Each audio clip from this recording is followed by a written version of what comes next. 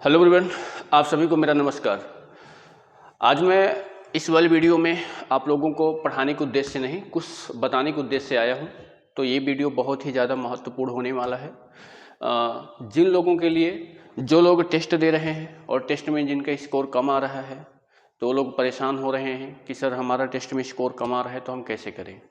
ठीक है, तो ये जो लोग हॉस्टल वार्डन की तैयारी कर रहे हैं और जिनका एग्ज़ाम आने वाला है, 15 सितंबर को एग्ज़ाम होने वाला है, तो ये वीडियो आप ज़्यादा से ज़्यादा लोगों तक शेयर करें ताकि सभी इस चीज़ का लाभ उठा पाएँ। और यहाँ पे मैं आप लोगों को एक चीज़ ये दिखाने वाला हूँ कि मैंने अपने यूट्यूब चैनल पे एक पोल डाला था कि आपके स्कोर कितने आ रहे हैं, यानी कितना नंबर आप टेस्ट में कर पा रहे हैं। तो बहुत सारे लोगों का जो आंसर आया है, तो उसमें मैंने ये देखा कि बहुत सारे लोग ऐसे हैं जिनका नंबर बहुत अभी कम आ रहा है।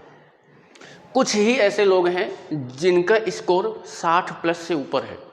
ठीक है, तो सभी को यहाँ पे घबराने की आवश्यकता नहीं है कि आप सोच लो कि 80 नंबर, 90 नंबर, 95 नंबर, ऐसा स्कोर नहीं जाने वाला है।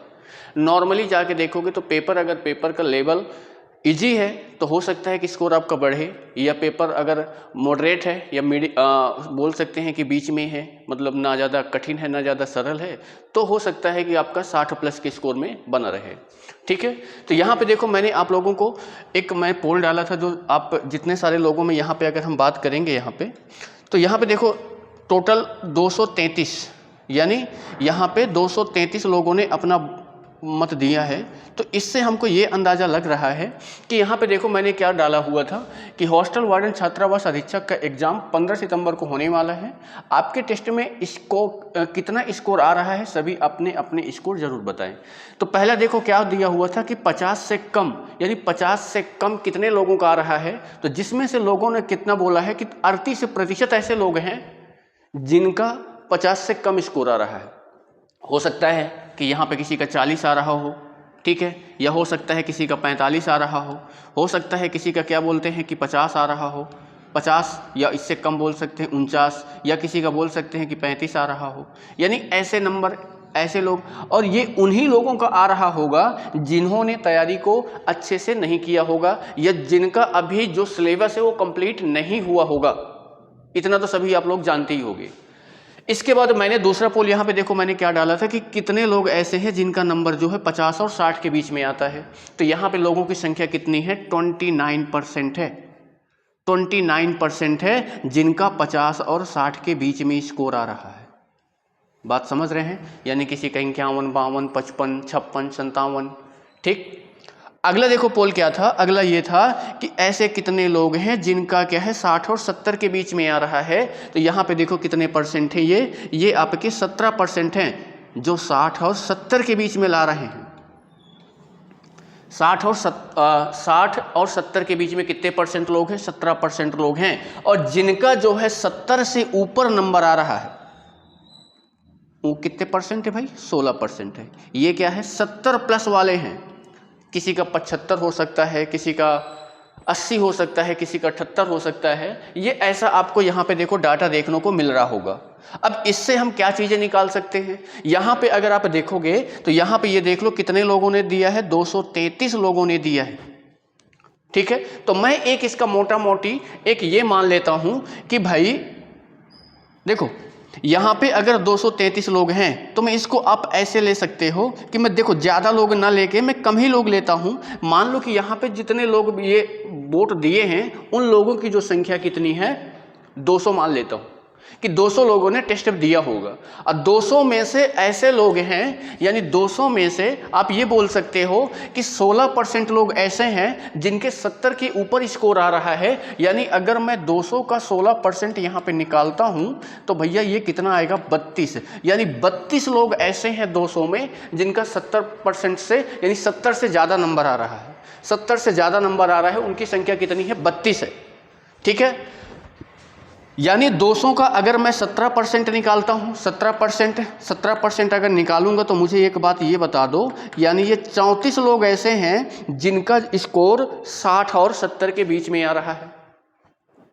और यहाँ पे देखो अगर मैं यहाँ पे 200 का अगर मैं 38% निकालूंगा तो यहाँ से क्या हो जाएगा भैया, 2 9 18, 2 3 6 1 7, यानी 79 लोग ऐसे हैं जिनका क्या है 50 से कम स्कोर आ रहा है। ठीक है, और ये 50 और 60 के बीच में, यानी 200 का अगर मैं 29% निकालूंगा तो मेरे भाई यहाँ पे अगर देखोगे तो ये आपका कितना हो जाएगा 58, यानी 58 लोग ऐसे हैं जिनका क्या है 50 और 60 के बीच में स्कोर आ रहा है।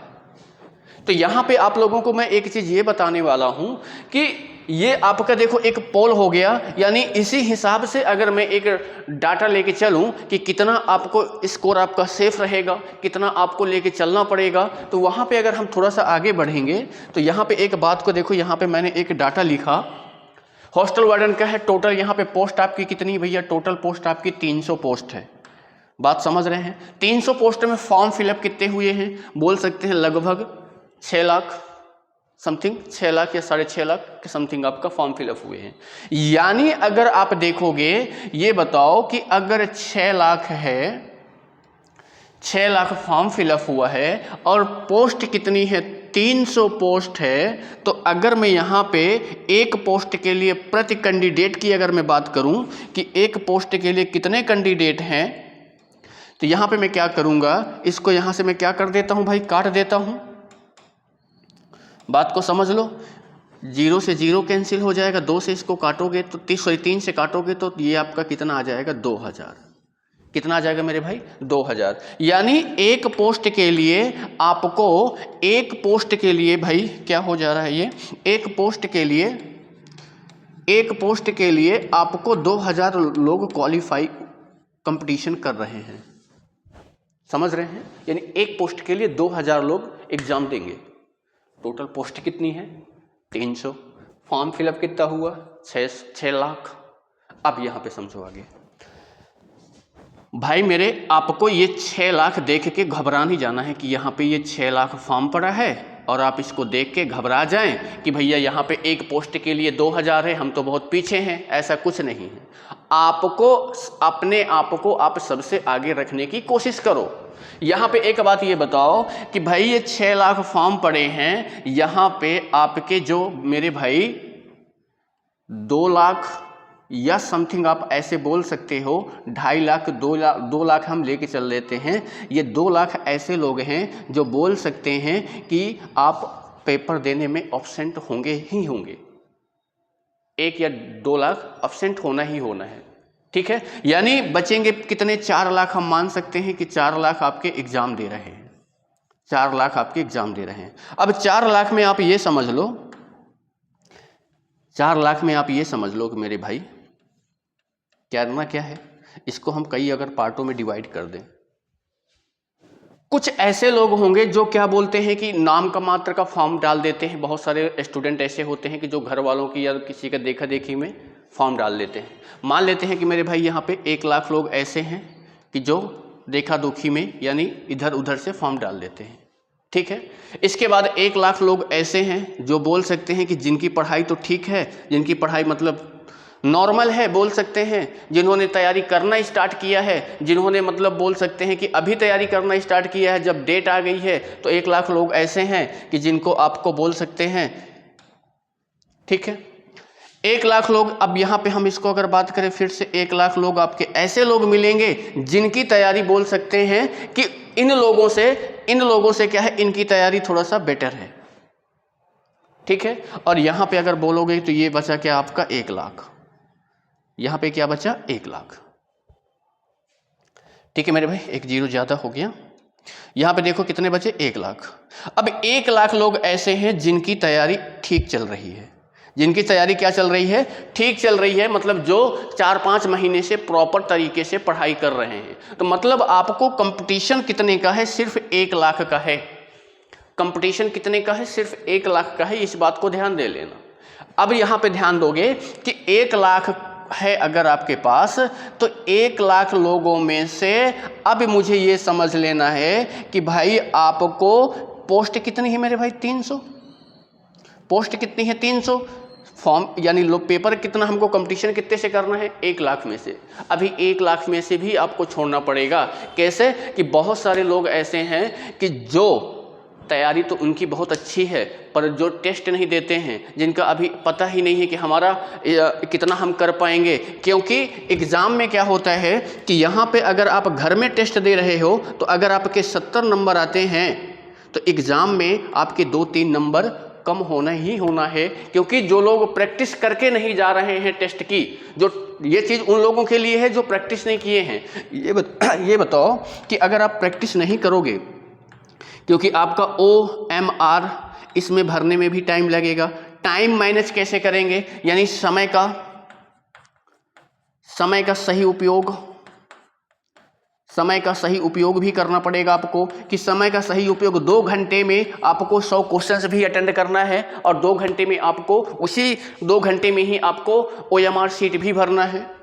इस बात को ध्यान दे लेना। तो यहाँ पे आपको जो लोग प्रैक्टिस कर रहे हैं टेस्ट की OMR शीट के साथ, उन लोगों की नंबर अगर ये बताओ, उन लोग अगर आप यहाँ पे अगर एग्ज़ाम में घर में बैठ के अगर वो 65 नंबर ला रहे हैं, अगर उन्होंने 15-20 टेस्ट की प्रैक्टिस कर लिया है, मॉक टेस्ट दे दिया है, तो वो लोग गारंटी है कि वो लोगों का कम से कम 70+ वहाँ पे एग्ज़ाम में आएगा। क्योंकि यहाँ पे जो आपके टेस्ट होते हैं उनका लेवल मैथ और कंप्यूटर जो भी सब्जेक्ट रहता है अच्छा ही रहता है एग्ज़ाम के लेवल से अगर बात किया जाएगा।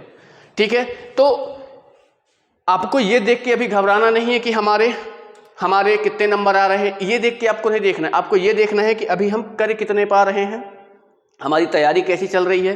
तो सबसे पहली बात यहाँ पे एक बात को और ध्यान दे लेना है कि भाई आपके देखो सब्जेक्ट क्या है। सब्जेक्ट मैथ्स यानी बोल सकते हैं गणित है, आपका कंप्यूटर है। ठीक है, ये दोनों पोर्शन ऐसे हैं कि भैया ये आपका 25 है और ये आपका 30 है, यानी ये 30 प्रश्न है और ये 25 प्रश्न है। बात समझ रहे हैं। तो बहुत सारे लोग जो ऐसे हैं, मुझे बहुत सारे लोगों को मैसेज आता है, कमेंट करते हैं कि सर हमारा मैथ में ये चीज़ें डाउन है, यहाँ पे आप हमारा नहीं हो पा रहा, हमारा कंप्यूटर अच्छा है, किसी का मैथ अच्छा है तो कंप्यूटर ख़राब है, किसी का कंप्यूटर अच्छा है तो मैथ ख़राब है। यानी ये सारी चीज़ों के सबका होता है। जिन लोगों का दोनों में मिनिमम मतलब बोल सकते हैं कि एवरेज होगा, जैसे कि जिन लोगों ने मैथ में अगर वो 20 या 22+ नंबर अटेंड किया, क्वेश्चन अटेंड किया और वो सही है, और कंप्यूटर में 26 और 28 के करीब अगर अटेंड किया, तो वो लोग अपना कंफर्म मान के चलें। क्यों?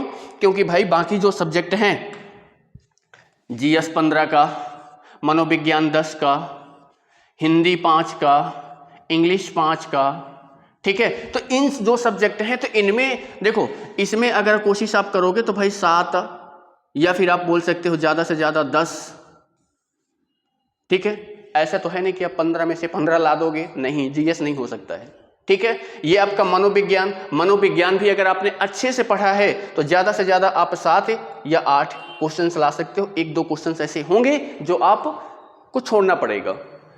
हिंदी की अगर बात करोगे तो इसमें बोल सकते हैं 3 या 4 नंबर आप ला सकते हो अगर आपने हिंदी पढ़ा है, क्योंकि हिंदी आपका देखो कठिन भी है, आसान भी है अगर आपने प्रैक्टिस किया होगा। इंग्लिश के लिए हम बोल सकते हैं कि 2 या 3, यहाँ से आप इसको भी लेके चल सकते हो। ये एक मेरे हिसाब से है, आप इसको ऐसे मत समझ लेना कि इतना ही होगा। ये एक मैंने वो इस पोल के हिसाब से लेके चला है कि जो मैंने आपको यहाँ पे एक पोल दिखाई है, इस पोल के हिसाब से लेके चला है कि भाई देखो यहाँ पे नंबर आप देख सकते हो, ठीक है, कि लोगों के कितने टेस्ट में नंबर स्कोर जा रहा है, ठीक है। तो आप यहाँ पे मेरी बात को ये समझ लो कि अगर आपके टेस्ट में देखो 50 नंबर आ रहे हैं, जिन लोगों के 50 नंबर आ रहे हैं वो अभी 1 मंथ है उन लोगों को तैयारी करने के लिए, और 1 मंथ है, 1 महीना है, तो यानी इन 50 में से वो कोशिश ये करें कि वो 65 यानी उनको 15 नंबर प्लस आपको करना पड़ेगा, यानी 65 के ऊपर आपको लाना पड़ेगा। इस बात को ध्यान दे लेना पड़ेगा, ठीक है। जिन लोगों के नंबर ये 60 आ रहे हैं वो लोग कोशिश यही करना है कि उन लोग धीरे धीरे हर टेस्ट में कम से कम 2-3 नंबर स्कोर आपको बढ़ाना ही बढ़ाना है। जहाँ पे गलतियाँ होती हैं उन गलतियों को दूर करना है। तो सभी ये मान लो कि आपको 60 है तो आप ये कोशिश करो कि आपके 70+ में आपके नंबर रहें, 70+ में नंबर रहें। और जिनका 70+ आ रहा है वो उनको ठीक है, उनको अपनी थोड़ी सी जो चीज़ें गलतियाँ हो रही हैं उनको और सुधारने की कोशिश करो, ठीक है। लास्ट में एक बात मैं और आपको बताने वाला हूँ, लास्ट में एक चीज़ और बताने वाला हूँ, क्या है कि अगर आप कोई भी टेस्ट दे रहे हो, कहीं का भी टेस्ट दे रहे हो, ये टेस्ट ही आपकी क्षमता को बताता है कि आपकी पढ़ाई कितने में है। टेस्ट ही आपका लेवल बताता है कि आपकी पढ़ाई कितनी चल रही है। अभी जो टेस्ट नहीं दे रहे हैं, जो सोच रहे हैं कि हम डायरेक्ट एग्जाम में जाके देखेंगे, तो वहाँ पे आपको गलतियाँ होंगी ही होंगी। टेस्ट से गलतियाँ, आपकी उन गलतियों को दूर करने का मौका मिलता है, इसलिए टेस्ट देना बहुत ही ज़्यादा ज़रूरी होता है। ठीक है, तो यहाँ पे देखो मेरे यहाँ आपको ऑनलाइन पीडीएफ के रूप में टेस्ट उपलब्ध है। यानी अगर आप जो बच्चे इंटरेस्टेड हो वो लेना चाहते हैं तो ले सकते हैं। 20 टेस्ट हैं 200 रुपये में, और 10 टेस्ट अगर लेना चाह रहे हो तो ये 100 रुपये में। ये आप ऑनलाइन के रूप में ले सकते हो। आपको पीडीएफ के रूप में टेस्ट प्रोवाइड कर दिया जाएगा। OMR शीट आप निकला के वहाँ से OMR भर के घर में बैठ के आराम से प्रैक्टिस कर सकते हैं। अगर आप प्रैक्टिस करोगे तो आपके टेस्ट में, अगर यहाँ पे आप मेरे टेस्ट में अगर आपका स्कोर 60 या प्लस 65 स्कोर अगर आपका आ रहा है, 60 प्लस में या 65 प्लस में आ रहा है, तो आपकी तैयारी अच्छी खासी है। क्योंकि मेरे जो क्वेश्चन है आप बाकी मिला के देख लेना, एग्ज़ाम से बेटर ही रहते हैं और एग्ज़ाम हूबहू वैसे ही आपको मिलेगा। ठीक है, अब देखो टेस्ट देने के बाद करना क्या है, सबसे मेन इंपॉर्टेंट होता है टेस्ट देने के बाद। भैया आपने यहाँ पे टेस्ट दिया, टेस्ट देने के बाद मान लो कि आपके 50 नंबर या 55 नंबर आ गए, इतने नंबर आपके आ गए। ठीक है, अब इन नंबरों को आपको अभी संतुष्टि नहीं हुई कि भाई हमारे नंबर कम है, तो सबसे बाद टेस्ट देने के बाद आप जो टेस्ट दिए हो उस टेस्ट का पूरा एक बार से फिर से देखो कहाँ पे गलतियाँ हुई हैं हमसे। मतलब आपके अगर आपके मैथ में ये मान लो कि आपने 20 अटेंड किया है और 20 में से आपके 17 सही हुए हैं, 3 आपके गलत हुए हैं, तो आपको ये ध्यान देना है ये 3 क्यों गलत हुए। अगर ये दोबारा एग्जाम में आए तो ये गलत ना हो। मतलब इन 3 को आपको देखना ही देखना है, और जो 5 क्वेश्चन आपसे नहीं बने इनको भी आपको क्या करना है, देखना है कि मुझसे क्यों नहीं बने। यही 5 क्वेश्चन अगला बंदा क्या करेगा, वो बनाएगा। तो आपको यह ध्यान देना है कि अगली बार ये 5 क्वेश्चंस में हमको फोकस करना है। बात समझ रहे हैं? तो इस तरीके से पेपर होने के बाद, टेस्ट होने के बाद उसका पूरा डिटेल, पूरा उसका निचोड़, एक आप नोट्स बनाओ प्रॉपर, उसमें आप नोट करते जाओ, जो जो नई चीज़ें मिलती हैं उनको भी नोट करते जाओ, और ये टेस्ट को आप रिवीजन जरूर करते जाना है। जैसे मान लो कि जो लोग टेस्ट दे रहे हैं उनके अगर 10 टेस्ट हो गए हैं तो 1 हफ्ते का आप फिर से निकालो, 1 हफ्ते में बैठो 1 दिन और ये 10 टेस्ट उठाओ और इनको एक बार फिर से, जितने सारे क्वेश्चन मैंने दिया है उनको फिर से एक बार रिवाइज करो, ताकि अगर ये जो टेस्ट में यानी 20 क्वेश्चन में आप ये समझ लो कि अगर आप 20 टेस्ट दे रहे हो, एक टेस्ट में 100 क्वेश्चंस है, आपके 2000 क्वेश्चंस यहीं से हो जा रहे हैं। अगर ये 2000 में से हो सकता है कि 10-15 क्वेश्चंस आपके टेस्ट में से ही उठा के आ जाएं, तो आप उनको तुरंत टिक करके आगे बढ़ सकते हो। बात समझ रहे हैं? तो आराम से अभी तैयारी करिए। अभी देखो आपका जो एग्ज़ाम है वो 15 सितंबर को है, 15 सितंबर को है। यानी अभी देखो आज क्या है, आज आपकी 31 जुलाई है, 31 जुलाई है, यानी 31 अगस्त वाला ये पूरा 31 दिन यहाँ पे बचा हुआ है, और यहाँ पे 13 या 14 दिन आपका यहाँ पे बचा हुआ है। यानी बोल सकते हैं कि अभी आपका 45 दिन बचा हुआ है। तो 45 दिन में आप अपनी तैयारी को और बेहतर कर सकते हैं। अपना सारा काम छोड़ के सिर्फ पढ़ाई में ध्यान दो, और ये 45 दिन ऐसे निकालो कि जैसे आपने कहीं जैसे कोई संत होता है, कोई साधु होता है, एक तपस्या में लीन हो जाता है, वैसे आप भी कोशिश करो कि आप अपने आप को किसी कमरे में बंद करो और वहाँ पे आप अपनी पढ़ाई को बेटर करो। जहाँ पे अगर किसी को जो डाउट हो तो भैया टेलीग्राम ग्रुप है मेरा, मैथ्स बाय राम पटेल। यहाँ पे आप इसको सर्च कर सकते हो, इसमें अपनी प्रॉब्लम्स को बता सकते हो। या फिर अगर जिनको व्हाट्सएप ग्रुप में ऐड होना है तो वो व्हाट्सएप ग्रुप में ऐड हो जाएंगे। वीडियो का लिंक मैं इनका दोनों का लिंक मैं वीडियो के डिस्क्रिप्शन बॉक्स में डाल दूंगा, ठीक है। और जिनको अगर कुछ प्रॉब्लम है या कुछ चीज़ें जानकारी चाहिए तो ये मेरा व्हाट्सएप नंबर है, इसमें आप मैसेज करके मुझे बता सकते हैं। और मैसेज सिर्फ वही लोग करें जिनको ज़रूरत हो, फालतू में परेशान ना करें, ठीक है। तो ये आप लोगों के लिए थोड़ा सा कुछ जानकारी थी। अगर आप लोगों को अच्छी लगी तो वीडियो को लाइक शेयर सब्सक्राइब जरूर करिएगा और सभी लोगों के पास शेयर जरूर करिएगा। और डेली मेरी यूट्यूब में क्लास होती है मैथ की, वहाँ मैं आपको प्रैक्टिस सेट कराता हूँ, तो मेरे यूट्यूब उसमें जुड़ें और अपनी तैयारी को और बेहतर करें। इसके बाद अभी देखो, आपको पता है कि NTPC इसका भी आपका नोटिफिकेशन आया हुआ है, तो इसमें भी हम अभी क्या करेंगे, रीजनिंग स्टार्ट करेंगे। तो सभी लोग क्या करेंगे, चैनल को ज्वाइन करेंगे, ताकि आपको यहाँ पे पढ़ाई से जितना भी रिलेटिव जो भी चीज़ आता है वो आपको मिलता रहेगा टाइम पे। ठीक है, चलिए धन्यवाद।